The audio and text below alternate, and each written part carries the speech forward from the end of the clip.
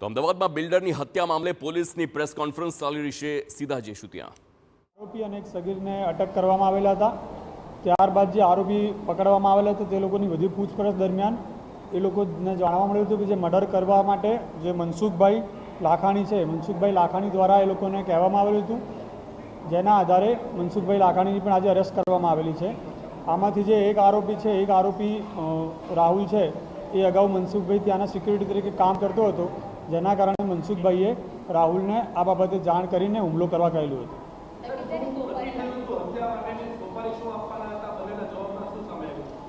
અગાઉ કેટલાક સમય પહેલાં મનસુખભાઈએ જે એક આરોપી છે, આરોપીને 50,000 રૂપિયા આપેલા હતા અને 50,000 રૂપિયા આપીને એવું કહેલું હતું કે ભાઈ તું અમને હાથ પગ તોડી નાખજે, પણ એ દરમિયાન એણે આ કામ કરેલું ન હતું અને ત્યારબાદ મનસુખભાઈએ ફરી તેને જણાવ્યું કે આ કામ તે કર્યું કે ના કર્યું, ત્યારબાદ આણે હત્યાનો પ્લાન ઘડ્યો હતો।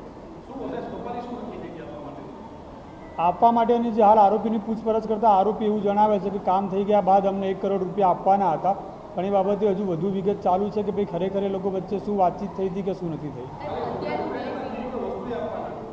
હાલમાં એવું પૂછપરછમાં કહે છે કે અમને રોકડા રૂપિયા તેમજ મકાનની લાલચ આપી હતી।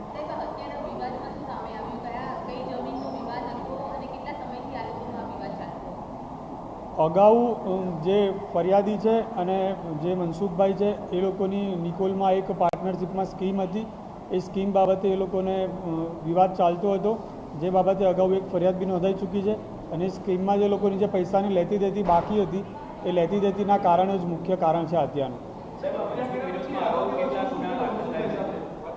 કોઈ એક મનસુખભાઈની વિરુદ્ધમાં કોઈ ગુના અત્યારે દાખલ થયા નથી। એની જે જૂની ફરિયાદો તપાસમાં ચાલુ છે, જે CID ક્રાઇમમાં એક ફરિયાદ થયેલી છે કે મનસુખભાઈના છોકરાની વિરુદ્ધમાં દાખલ કરવામાં આવેલી હતી।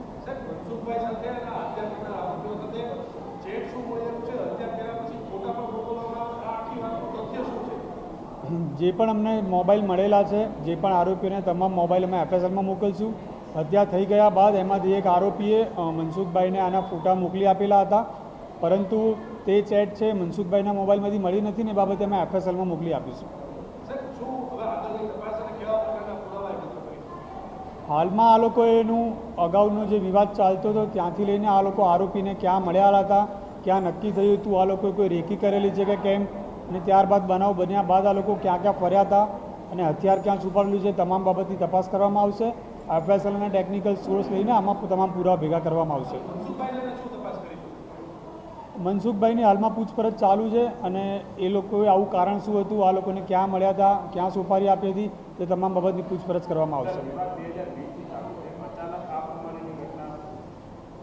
એ લોકોને જે પાર્ટનરશિપમાં સ્કીમ હતી, એ સ્કીમ બન્યાના થોડા બાદ બંનેને વિવાદ થયેલા હતા, ત્યારબાદ એ લોકો એક ફરિયાદ પણ નોંધાયેલી હતી। એ લોકો વચ્ચે ક્યારેક સમાધાનની પણ વાતચીતો થતી હતી, ત્યારબાદ અગાઉ મારામારીની વાત થયેલી હતી, પણ મારામારીની વાત થઈ નથી, જેના કારણો થઈને કેટલાક દિવસ પહેલાં આ રીતની વાત થયેલી હતી।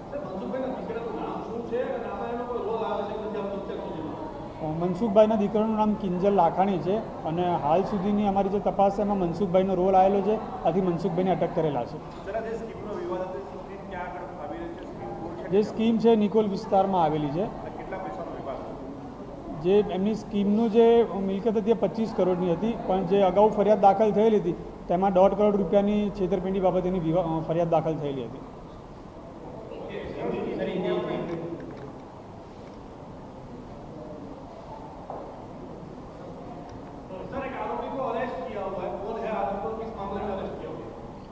ऑडो पुलिस स्टेशन में विराटनगर ब्रिज के पास एक मर्सिडीज कार में से डेड बॉडी मिली हुई थी, जिसमें 2 एक्यूज और